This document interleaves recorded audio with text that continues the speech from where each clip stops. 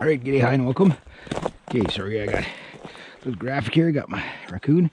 So I'm bringing the whole trap home because it's like, it was minus 20 last night. And man, this is so icy. Try to keep all the brush and stuff out of them. This is a nice coon. He's big. He's really big. And where there's one, there's more. But definitely heavy. He's probably about 25 pounds. Well, maybe 20 anyway. That's a big raccoon. My biggest raccoon, my Coonzilla, was I think 44 or 43 pounds at one time. And then when I was a kid, I got one that was over 50. It was like the biggest. I thought it was I didn't know what it was when I shot it. It was just like it was going after our chickens and stuff like that. And I was just like, that's the biggest raccoon I've ever seen in my life. But hopefully, here's a little bit. I mean, raccoons, they use them a little bit. The fur market for the raccoons have kind of dropped out a bit. But if they're a really good raccoon, they'll select them. So if you put a lot of work into it and you don't get anything for it, don't be surprised. It's just the demand for them. It's a coarse fur, so they don't really get a lot. However, there is one market that the raccoon, one item specifically that the raccoon is renowned for, that no other fur can really replace. And it more markets to people like me rather than your hot Russian and Eastern European women, you know, fashion statement. But all guys like this, they'll typically walk around the bush with a dead raccoon in their hand and a tomahawk, thinking about when they were a kid and hearing the legendary stories about Davy Crockett and Daniel Boone and Paul Bunyan and you know, all that stuff. And of course, up here in my area, Big Joe Mufferaw, all the way from Ottawa. Yeah, he was the strongest man on the planet. He was the only guy to beat up Paul Bunyan. That was Big Joe Mufferaw. Now, Big Joe Mufferaw was actually a real guy, like Davy Crockett. And then, of course, you had your Huck Finns and stuff like that. But Huck Finn was more of a southerner, so you didn't get the fur stuff. But the raccoon hat, fur hat, is legendary. I've wanted one since I was a kid. I've never been able to afford one. The Coonzilla, I was going to make one out of. I did tan it.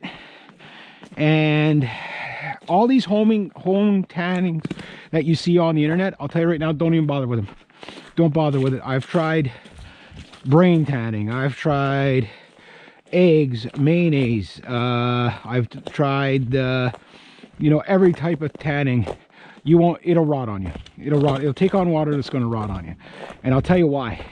Because you have to be able to get all the oil out of the pelt. And it's almost impossible without a proper plant, you know, like the way they wash the furs and stuff like that. I'm not saying it's impossible, but 99% of you are going to be wasting your time. I've tried alum. I've tried probably about 100 different recipes on various different furs. I did make pretty good leather out of deer hide, but I was never able to be successful out of making a really good coonskin cap. And again, that's one area where the coonskins still hold value. So I just thought, this guy's heavy. Today I would have to catch like at least 2 beavers today. Why? Because life, again, my motto for 2020 coming up, it's still 2019. I said I'm going to get an early start and I'm going to make life easy for myself. So I'm going to take up trapping.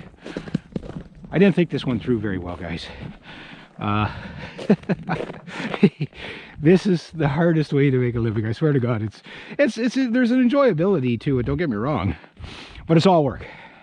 Like the fun, you witness the fun part. Oh, look, I caught something. Now the work begins. And with trapping, it's a strange occupation where, as the season progresses, the workload does too. It gets harder as it goes. I'm not complaining. I'm just telling you this is what you get yourself into. Now, with raccoon in hand and one tomahawk, can I get down this ice? Oh my God, it's so slippy.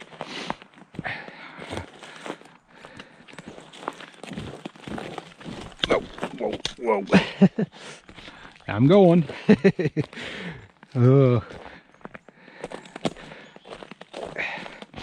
And the good news is none of the other little critters have chewed on them, so they didn't find them in time, thank God.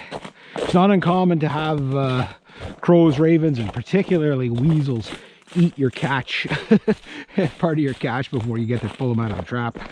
But it's a good capture, and we'll analyze it when I get home, because there's a lot of great things I can tell you about how this coon was caught. No, it's not dangerous at all. That setup I had worked very, very well on this coon for his size, for sure. Anyway, yeah, I'm gonna go check my other traps and we'll go from there.